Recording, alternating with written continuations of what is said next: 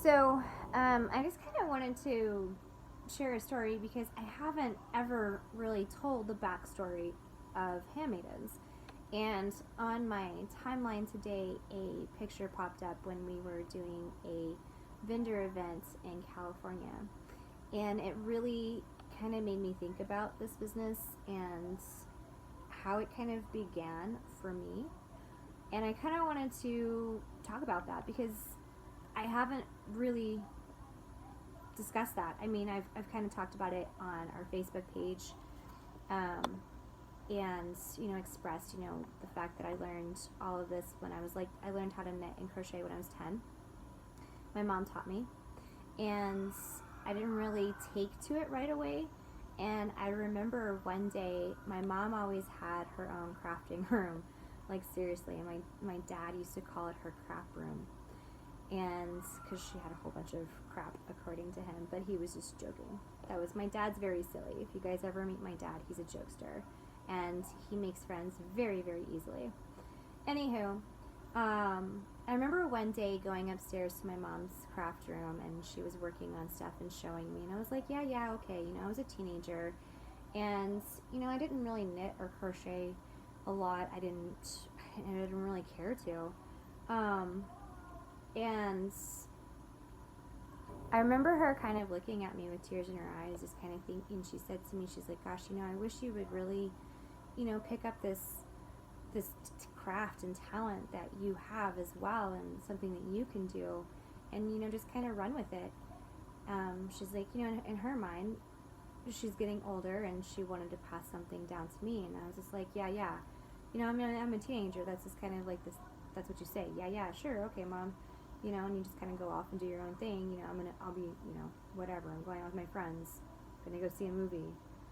I can't remember what I said, but I know I wasn't interested like she was. Anyways, fast forward in life, and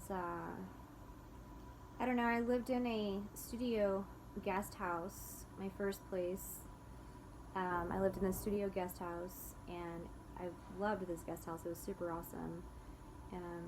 And I just kind of started crocheting and knitting just a little bit here and there. I had done it off and on before that, and had these projects just sitting around.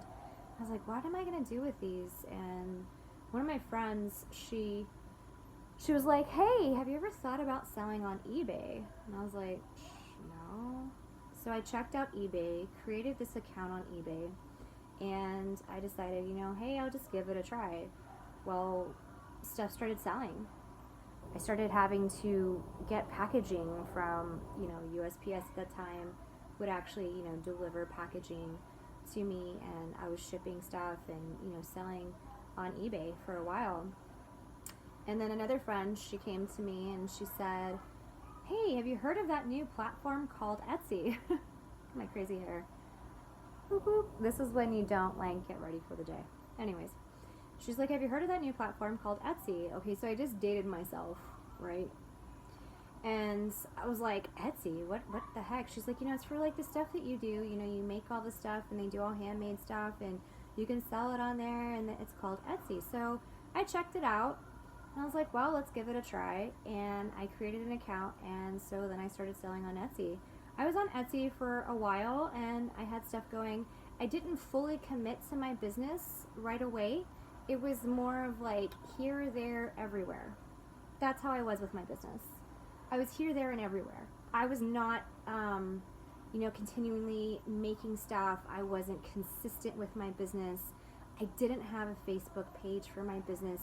I didn't have an Instagram account. I didn't have a YouTube account. I didn't do any of that. So I forgot where I was at. I got interrupted for a minute, so I had to pause. So anywho, so I was selling on Etsy for a while, and I did that platform. And then as I was selling on, and like I was saying, I wasn't being consistent with my business. I wasn't, going full force with it. I was treating it more like a hobby than anything. And, I even speculate now, do I treat it like a hobby, or am I treating it like a business? I come home and I work on things every single day. I do my best to go live as much as I possibly can on Facebook. I post videos here on YouTube. I have an Instagram account. I have a Twitter account. I have so many flippin' accounts that I have to keep up with on a daily basis, which gets kind of hectic and crazy at the same time. So I decided that after Etsy, and I was doing a few sales here and there, and I was like, okay, I decided that, I don't know, it was just one day, my mom was over and we sat at the kitchen table, and I was like, you know what, we should work together, and you make stuff. I mean, she had been doing vendor events when I was a little girl. She did. And I remember growing up watching and going with her and helping her at these vendor events as she sold stuff. And, you know, she would have things that would fly off the rack, you know, and it was a constant like thing where you just didn't know what people wanted, but you did your best to try and figure it out. That's hard. That's really hard to figure out what people want to buy or what they're interested in, especially when it comes to handmade items. I mean, we put a lot of passion into what we do, and it's a lot of pride because like we created it with our hands. I mean, like this is literally a yarn ball and I'm turning it into something. That's insane. So, anywho, you know, I collaborated with my mom and I was like, okay, I need to rename the business because at the time, the business was just me solely. It was my business. I had just been, you know, doing my own thing. I hadn't collaborated with my mom, hadn't talked to her about it, and I wanted to do something with us together because one, it added more inventory, and two, she had a different type of skill set than me, and she could do other things. So it kind of adds to the business than just being me and my perspective of what I wanted to make or what I could make. She could do other things. So let's collaborate. Let's do this together. So that's what we did. And we renamed the business and we thought about it really, really hard what we wanted to call this business, and we finally came to HandMadens. It's a play on words. It's handmade items, handmade ends. So it's basically, in my sense and my perspective, the way that I saw the name was, it's a handmade end. It's ends that are handmade. It's pieces of items and material that we're turning into something that's handmade. So that's where the name came from. So we start this, I am like, okay, we're going to go off Etsy. We're going to go on our own. We're going to do our own thing, our own website. And, you know, I'm like, oh my gosh, huge leap of faith because, like, honestly, when you go off of a platform that has all these things, you just kind of like wonder, can we do it? Can we really do this? Can we pull this off? Can we create, can we? What if? The what if factor, the pressure. There's a lot of pressure. How's this going to turn out? What's this going to look like? What do we want for the future? How do we plan for things to happen? What's if? I mean, a gazillion times, what if? So we did it. We went off, you know, did our own. And, you know, this is before I actually ever did a Facebook Live. I developed a Facebook page. I started working on that. And then, you know, Facebook Lives, people started doing those. And I'm like, heck, why not? You know, I was doing vendor events and things of that sort, but, you know, the overhead cost just on a vendor event can be very expensive. You've got your gas, you've got your time, you've got to get, you know, all the essentials to set up. You've got to make it look like you're walking into a store. You need to make it look good. And, like, you're giving that presence of a, basically, show on the road.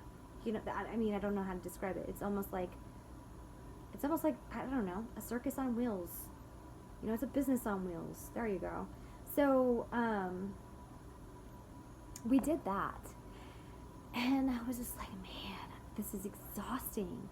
It was so exhausting. Loading the vehicles, unloading the vehicles, setup. I am so particular on events. I'm going to tell you right now, my parents literally hate me because I am not nice. I am a witch when it comes to setup because I am very particular about how things are set up. I'm very particular about how they look. I am very particular about how it's done, the way it's done, the order that it's done. Like, I am a boss when it comes to that. When it comes to events and setup events, I am straight out the gate. I've drawn out the design. I've planned ahead. I know exactly how it's going to look like. Literally, I draw it on a piece of paper. How the tables will go. What will be on those tables. Like, I go full-blown witch mode. Okay? Okay. And FYI, I was not cussing. I said witch. So, now, I'm like, live shows. Overhead cost is low. I have the space to do it. Why not? So I started doing it.